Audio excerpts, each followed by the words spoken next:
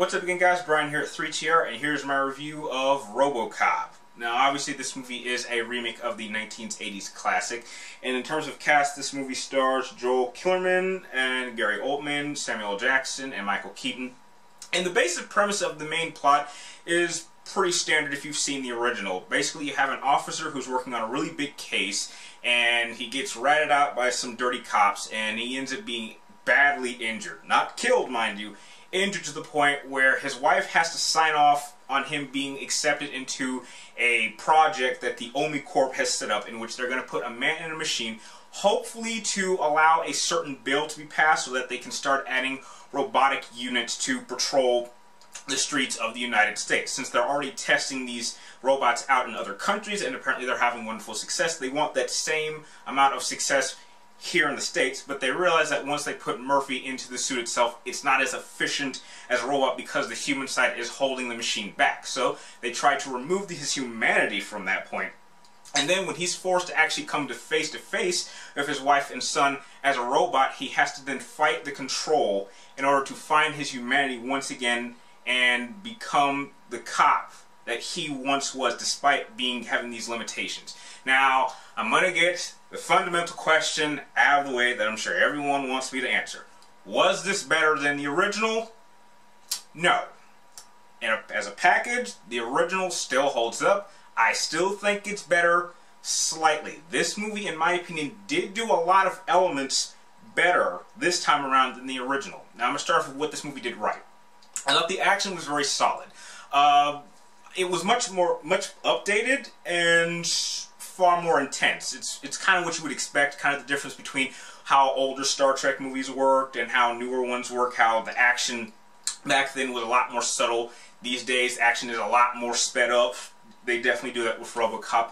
I actually liked the suit design that they did for Robocop. I mean, when I saw early pictures of this while this movie was in production, I was kind of complaining about how they were taking elements from, it made it look like the bat suit and like whatnot, but you know, they actually do have two different forms of the suit, which you see in the trailer. He starts up with the classic silver, and it looks very reminiscent of Peter Weller's Robocop suit, but then Michael Keaton decides, you know what, let's make it black, let's make him look more badass, more tactical, and then he gets the black, and at the end of the movie he obviously goes back to silver.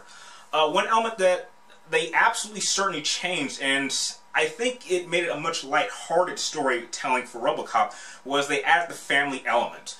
In the original, if you haven't already seen it, the main difference between this version and that version was that in the original, Murphy was dead, and his wife had already moved on. So he hardly had any part of his humanity left. But in this one, as soon as he gets the suit, his wife and son now has to face the fact that, yeah, your husband is not entirely human anymore, and now they have to help him regain his humanity. And I thought they handled that storyline very well.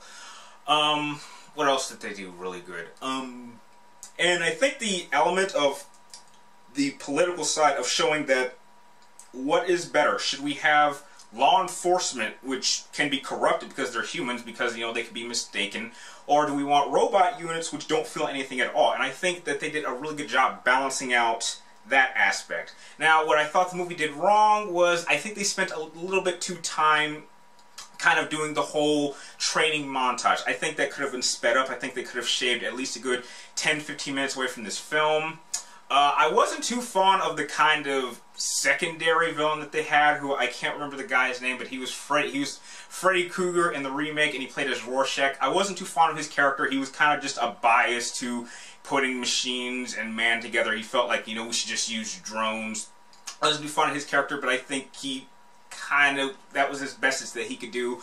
Another thing that I saw in the trailer that I was a bit upset that they took out was, I didn't like the fact that they actually took out Robocop's robotic voice. I mean, in the first trailer, you can clearly hear that when Murphy is talking, once he has the suit on, he has like a robotic sound to it. And they completely took that out of this film. And I thought that was one of the main elements of the original that really helped distinguish Robocop from Murphy. I think that once Murphy was in control, they could have used his normal voice, but once he actually went onto the robot side and became full machine, that's when they should have added the robotic voice, because at times it was kind of different to show exactly which version was in control, whether it was the machine or the human side. It made it very difficult, but I do think that Joel Killerman did do a really good job projecting that, you know, he is Murphy in control and when he's a robot. So I think they handled very well.